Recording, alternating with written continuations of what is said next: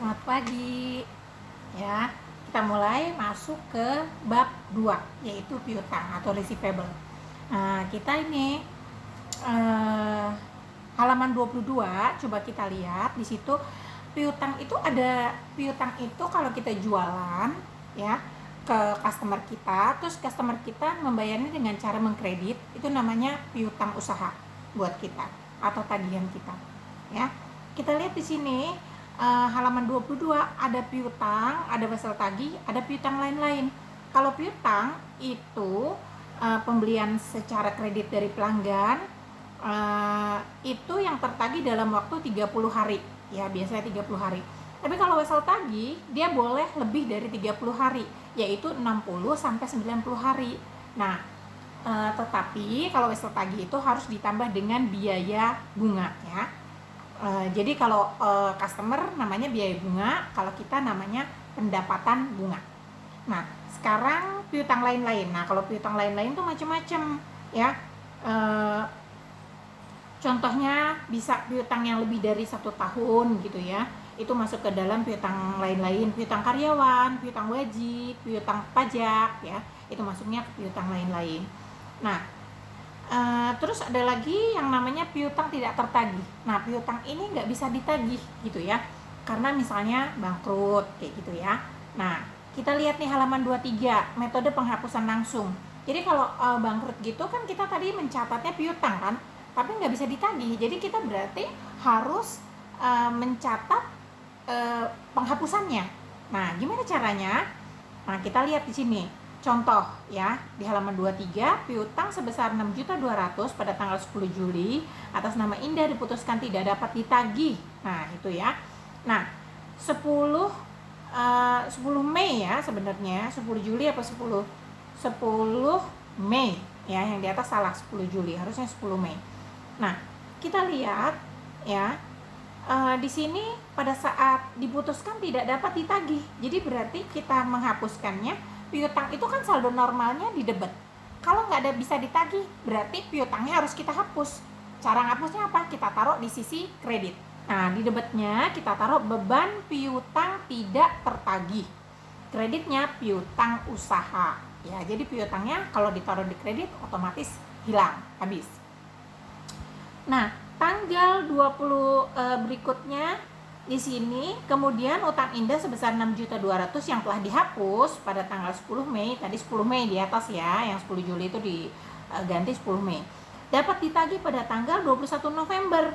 Nah, ternyata misalnya si Indah ini dapat pinjaman dari bank ya. Jadi dia menjadi bisa menagih gitu ya. Bisa membayar gitu ya. Nah, jadi artinya kita berarti menimbulkan piutang itu kembali. Ya, jadi tanggal 21 November kita timbulkan piutang kembali dengan mencatat piutang di sisi debit. Kreditnya beban piutang tidak tertagih. Tadi kan ada beban di debit. Nah, itu kita hapus bebannya, jadinya bebannya ditaruh di kredit. Ya. Terus pada saat 21 November terus bisa bayar gitu ya, bisa dibayar. Nah, berarti kita terima uang dong. Kalau terima uang di debit itu kita tulis kas. Kreditnya piutang usaha Indah ya, sebesar 6.200.000. Nah, kalau piutangnya kan piutang saldo normalnya di debit. Kalau sudah dibayar kita taruh di sisi kredit gitu ya. Di debitnya karena kita piutangnya sudah dibayar, kita berarti terima uang kas. Ya. Metode yang kedua adalah metode penyisihan untuk piutang. Kita lihat di halaman 24. Contohnya, pada tanggal 31 Desember, Mekarjaya memiliki saldo piutang sebesar 1 miliar, termasuk beberapa piutang yang telah lewat jatuh tempo. Ya, tetapi Mekarjaya belum mengetahui piutang pelanggan yang mana.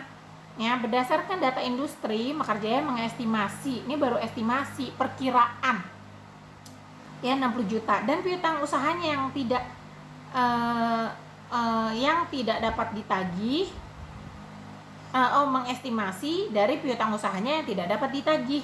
Jadi tanggal 31 Desember kita buatkan jurnalnya ya, di debitnya beban piutang tidak tertagih, kreditnya penyisihan piutang tidak tertagih. Nah, ini karena penyisihan, metode penyisihan kan pencatatannya, metode penyisihan untuk piutang tidak tertagih. Jadi ini perkiraan piutang yang nggak bisa ditagih siapa aja customernya ya. Nah, ini catatnya kayak gini ya. Beban piutang tidak tertagih di debitnya, di kredit penyisihan piutang tidak tertagih. Nah, kalau di halaman 25 ini penghapusan langsung ke akun penyisihan piutang. Nah, kalau penghapusan itu kayak di halaman 25 nih, diasumsikan di bagian contoh soal ya, diasumsikan piutang Rahayu sebesar 10 juta yang dihapus pada tanggal 2 April ternyata dapat ditagih pada tanggal 10 Juni. Ya, kayak tadi ya, ternyata dia dapat pasokan dana atau memang mungkin ada penagihan dari dia yang ke customernya, jadi sehingga dia bisa punya duit gitu, megang duit ya. Nah, di sini berarti kita bisa menagihkannya kembali. Nah, yang tadinya jadi kita timbulkan kembali yang tadinya udah dihapus ya, ternyata dapat ditagih. Jadi kita timbulkan kembali 10 Juni piutang usaha Rahayu 10 juta penyisihan di debitnya penyisihan piutang tidak tertagih, di kreditnya terus pada saat dibayar di debitnya kas, kreditnya piutang usaha Rahayu ya sebesar 10 juta.